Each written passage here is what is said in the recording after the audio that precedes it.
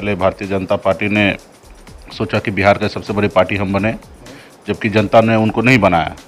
लेकिन गलत तरीके से, गलत इरादे से उन्होंने बिहार के जनता के साथ अपमान करके उनको किसी अपने सहयोगी दल को पीठ में खंजर भोंक के और बिहार के लार्जेस्ट पार्टी बने। और उसके बाद वही मंशा था कि बिहार का लार्जेस्ट पार्टी रहे, लेकिन उसके बाद वो ज़्यादा दिन तक उनका खुशी रहा नहीं और आरजेडी ने अभी प्रेजेंट में बिहार के सबसे बड़ी पार्टी बनी है। तो इसके लिए तो राष्ट्रीय जनता दल को मैं बधाई भी दे रहा हूँ कि अपने ऐसे पार्टी को, जो पार्टी का इरादा सही नहीं है, ऐसे पार्टी को जो 1 नंबर पे पहुंचा उसको आपने 2 नंबर पे पहुंचाया, तो इसके लिए बधाई है। लेकिन साथ साथ ये भी कहना चाहूँगा कि जो उन्होंने किया वो सही नहीं है। लोकतंत्र में ये कभी भी नहीं होना चाहिए कि छोटे पार्टी को आप तोड़ के अपने में मिला लें। एक छोटे पार्टी का एक अपना अरमान होता है, एक उनका विचारधारा है, उनका एक काम करने का तरीका है। वो लोग एक छोटे पार्टी के प्रति एक अपना भरोसा जताता है कि ये पार्टी भविष्य में हमारे लिए कुछ करेंगे, तभी ना छोटे पार्टी को वोट देते हैं।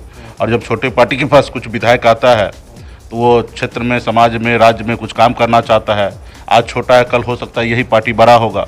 तो ऐसे जगह पे पार्टी को तोड़ देना, और वो भी सिर्फ विधायक को अपने मन से नहीं, लोभ लालच देकर, धमकी देकर, जैसे भी इस तरीके से अगर विधायक को तोड़कर अपने पाले में मिलाते हैं, चाहे कोई भी क्यों ना पार्टी हो, चाहे वो भारतीय जनता पार्टी हो या राष्ट्रीय जनता दल हो, ये कहीं ना कहीं लोकतंत्र में सही नहीं है। मंशा यही है कि मतलब देखिए, सब अभी बिहार का नंबर जो है वो बहुत क्रिटिकल है और यहाँ पे छोटे छोटे पार्टी का एक अपना वजूद था और छोटे पार्टी यहाँ पे अपने तरीके से काम कर रहे थे।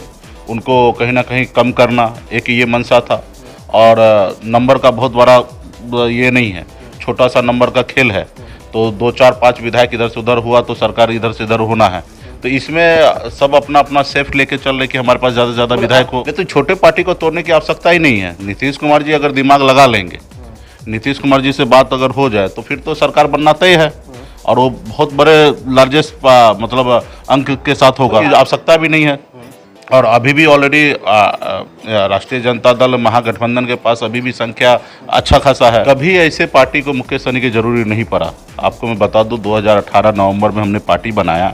19 में भी हम किसी के पास गए नहीं थे कि हमें हमारे साथ गठबंधन किए, और 19 में भी दोनों एनडीए यूपीए से भी ऑफर था। हमें चूज़ करना था कि किनके साथ राजनीति करना है। और इसे 2020 में भी आपने देखा कि हमें सामने से बुलाया, हम किसी के पास चल के नहीं गए थे कि गठबंधन करने के लिए।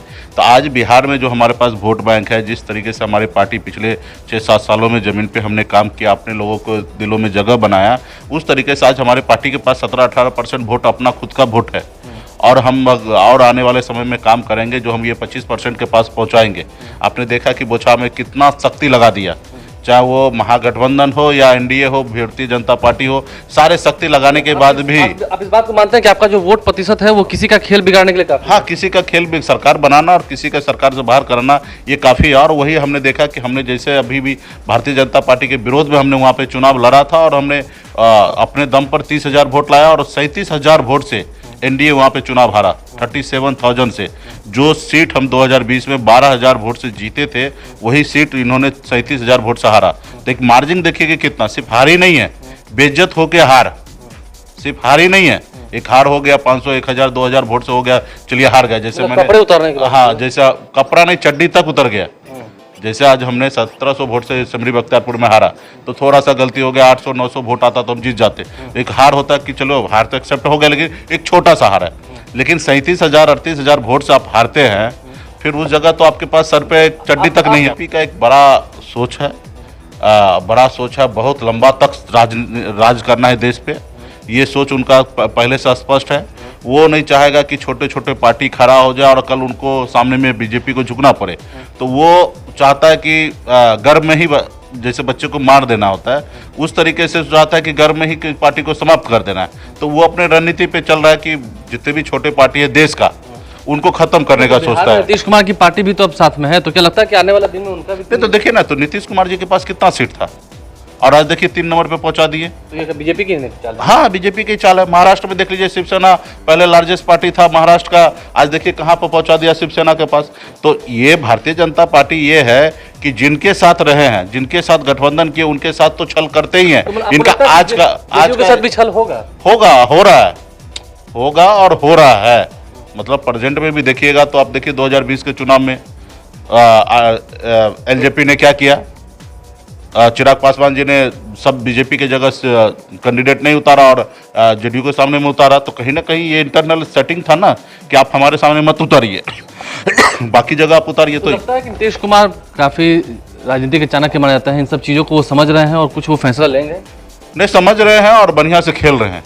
बिहार में एनडीए मतलब नीतीश कुमार जी हैं और नीतीश कुमार जी के बगैर बीजेपी का कोई चारा नहीं है। ये बात अलग है कि पीठ पीछे मतलब अभी नहीं कि आगे भी नहीं होगा? आगे भी नहीं होगा, आगे भी नहीं होगा और आगे भी नीतीश कुमार जी का सहारा लेके ही भारतीय जनता पार्टी को आगे बढ़ना है। भले वो बिहार की बड़ी पार्टी बन गई है, लेकिन आने वाले समय में भी जब तक नीतीश कुमार जिंदा है। अब तो पार्टी बड़ी नहीं है। हाँ ठीक है, अभी 2 नंबर पहुंच गया, अच्छा हुआ पहुंच गए, ठीक है। लेकिन जब तक नीतीश कुमार जी बिहार की राजनीति में रहेंगे, सक्रिय रहेंगे, तब तक बीजेपी को भी नीतीश कुमार जी के पीछे ही चलना पड़ेगा। तो यही है। और आने तो फिर क्या आपको लगता है, आप तो दूर से देखते भी हैं, आप लोग राजनीतिक रहे हैं, बहुत सारा चीजें है। ये दबाव बनाने की कोशिश की गई बीजेपी की तरफ से, तब तो परिणाम होना है। ये तो नीतीश कुमार जी को सोचना है ना। मतलब इससे पहले भी तो जा ही चुके हैं, 15 में तो साथ में राजनीति कर ही चुके हैं। अब फिर 22 में अगर फिर साथ में कर लेगा राजनीति तो कोई बहुत ज्यादा चौंकाने वाली बात नहीं होना चाहिए। मुकेश सहनी की बड़ी बात नहीं है? नहीं, मेरे लिए नहीं। आपकी विचारधारा से कोई बड़ी बात नहीं है? नहीं, वो तो उनके विचारधारा तो कल भी उपेंद्र जी ने बोला ना कि लालू जी की विचारधारा या नीतीश की विचारधारा एक ही है। तो वहाँ पे जाके राजनीति करना कोई बहुत संकट वाला बात नहीं है। संकट में तो ये है कि बीजेपी के साथ राजनीति कर रहे, वो विचारधारा मैच नहीं हो रहा है। आपने देखा किस तरीके से हाउस में लड़ाई हो रहा है, किस तरीके से अग्निवीर योजना पे किस तरीके से जेडीयू नहीं चाहता है कि हो और बीजेपी चाह रहा है। तो विचारधारा तो मिल ही नहीं रहा। किस तरीके से आपने देखा कि प्रधानमंत्री जी जिस तरीके से बड़े बड़े वादा किए हमारे बिहार के बारे में, उस पर काम नहीं कर रहे। जिस तरीके से जेडीयू का कैंपिंग आया कि देश के प्रधान बिहार पे दे ध्यान, तो इस तरीके से तो अब देख ही रहे कि आपस में लड़ाई हो ही रहा है कि पावर को लेके। आप देख सकते हैं कि हिंदुस्तान में पहली बार ऐसा हुआ कि सत्ता पक्ष जिसका मुख्यमंत्री है वही हाउस से बायकॉट किया। तो ये सब चीज़ तो कभी देखने के लिए पूरे देश दुनिया में नहीं देखने के लिए मिला, लेकिन आपको बिहार में देखा। तो इसलिए आने वाले समय में ये लड़ाई बढ़ना ही है। और रहा कि सरकार, अब नीतीश कुमार जी कब तक इनके साथ रहेंगे वो नीतीश कुमार जी के ऊपर है। देखिए, नीतीश कुमार जाने नीतीश कुमार क्या करेंगे, क्योंकि उनके फैसले अक्सर चौंकाने वाले होते हैं। हालांकि मुकेश सहनी कह रहे हैं ठीक हुआ बीजेपी के साथ फिर से 2 नंबर पर आ गई, क्योंकि छलावा बीजेपी ने भी किया था।